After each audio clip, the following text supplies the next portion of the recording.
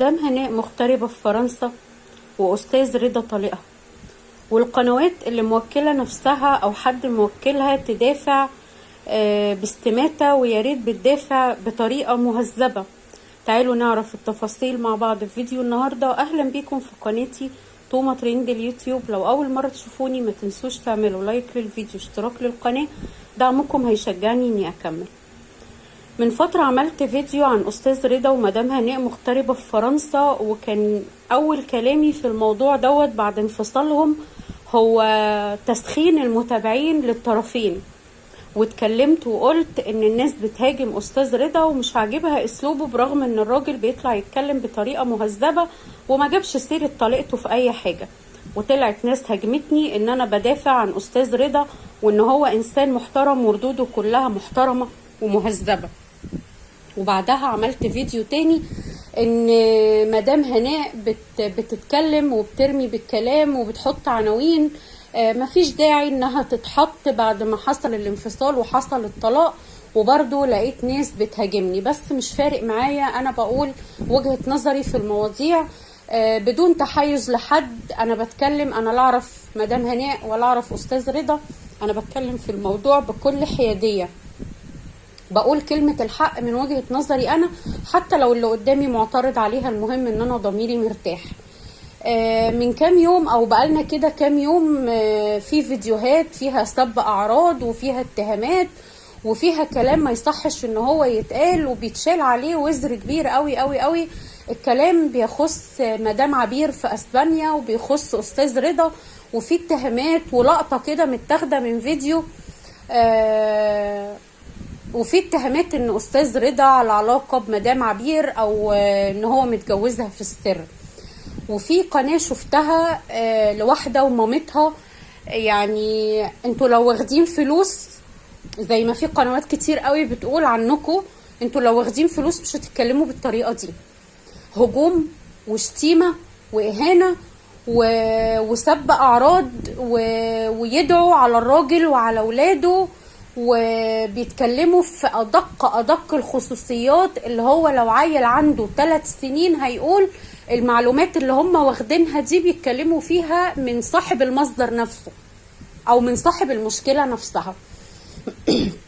طيب الفيديو اللي حضراتكم كلكم بتتكلموا عليه أو اللقطة اللي متاخدة لثواني ما كملتش حاجة، دي موجودة في فيديو قديم جدا جدا على قناة أستاذ رضا من سنة، واللي مصور اللقطة دي هي أستاذة هناء.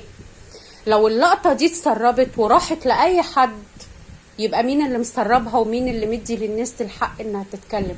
لقطة كانت موجودة في فيديو على قناة أستاذ رضا لما كانوا في أسبانيا بيزوروا أستاذة عبير، واللقطة دي وهم في المطعم داخلين يختاروا الأكل اللي هم هياكلوه أو العشاء اللي هيتعشوا في المكان اللي هم كانوا فيه في أسبانيا. لقطة ما تكملش 3-4 ثواني، 3-4 ثواني. ولقطة كانت الست بتتكلم مع الموظف اللي واقف على الريسبشن، وأستاذ رضا يعني مسافة ما راح لحد عندها عشان يتفق، مسافة ما رجع. انتوا بتتكلموا في ايه؟ انتوا بتتكلموا في ايه؟ اللقطة دي من حقكم ان انتوا تتكلموا فيها. لو اللقطة دي مش نازلة على القناة وحضراتكم عملتوا فيها كرومب ورحتوا جبتوها. اللقطة دي موجودة في فيديو من سنة، قعدتوا تقولوا ده هو عند عبير في اسبانيا وهو مش عارفة ايه، ولو انت موجود اطلع واعمل. بس الراجل طلع عمل فيديو على قناته من على كنبته من قلب بيته، وبرأ ذمته من كل حاجة، واتكلم بمنتهى الاحترام ومنتهى الأدب، وقال أنا مسامح كل الناس وبريء من ذنب أي حد. ولما طلع وبرأ مدام عبير برضو هاجمتوه. انتوا متخيلين يعني ايه سب أعراض؟ انتوا متخيلين يعني ايه قذف محصنات؟ انتوا متخيلين يعني ايه اتهم واحدة ست في شرفها؟ هتروحوا من ربنا فين؟ كل اللي قالوا انت عندك ولاية وبلاش الكلام بالطريقة دي، وانا عندي ولاية. كفاية كلام في الاعراض وكفاية كلام. طلعتوا هاجمتوا الراجل وهاجمتوا كل اللي دافع عنه. وطلع من يومين وعمل فيديو كان قبل صلاة الفجر وقال انا متوضي وهخلص الفيديو وانزل اصلي الفجر، وكان بيتكلم بمنتهى السلام النفسي والهدوء والرزانة والاتزان، وقال انا مسامح كل الناس ومش زعلان من اي حد، بس الحاجة اللي مش هسامح فيها ان تيجي سيرة ولادي واهل بيتي، وده حقه، ده حقه. انتوا ليه بتفضلوا تستفزوا في الناس المحترمة لحد ما تطلع تتكلم عشان تمسكوا عليها غلطة؟ الراجل في اول حاجة، اول كلام قاله بعد الطلاق، قال الست دي كانت على ذمتي وفي يوم من الايام على اسمي، واتكلم وقال منتهى الادب ومنتهى الاحترام هي وبناتها، وما اقدرش اتكلم في اخلاقها نص كلمة، وهي انا طلقتها بناء على رغبتها وربنا يسهل لها الحال وانا ربنا يسهل لي الحال. ليه في ناس بتبقى عامله كده بالبلدي كده زي ما بيقولوا محراق شر، لازم تفضل تستفز الانسان اللي قدامها لحد ما يخرج اسوأ ما فيه؟ هتستفادوا ايه؟ كفايه وقفلوا على المواضيع، وكفايه تتدخلوا في اللي مالكوش فيه. عندكم كلمه حلوه قولوها، ما عندكوش كلمه حلوه ما تقولوهاش.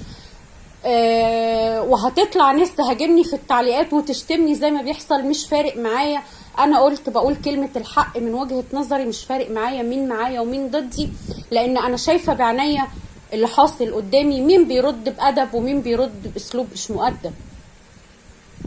وانتهى كلامي لحد كده. ولو وصلتم معايا لحد هنا ما تنسوش تعملوا لايك للفيديو، اشتراك للقناة، دعمكم هيشجعني اني اكمل، واستنوني في فيديو جديد مع توما ترند اليوتيوب.